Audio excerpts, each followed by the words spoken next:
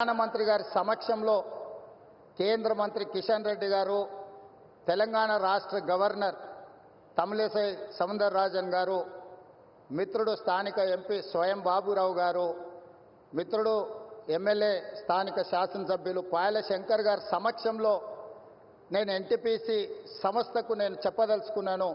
తెలంగాణ రాష్ట్ర ప్రభుత్వం మిగిలిన 2400 మెగావాట్ల విద్యుత్ ఉత్పత్తికి అన్ని రకాల అనుమతులు ఇచ్చి,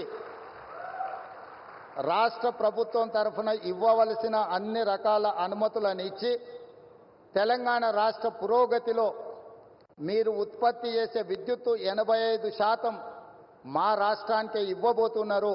తెలంగాణ రాష్ట్రంలో వెలుగులు నింపబోతున్నారు.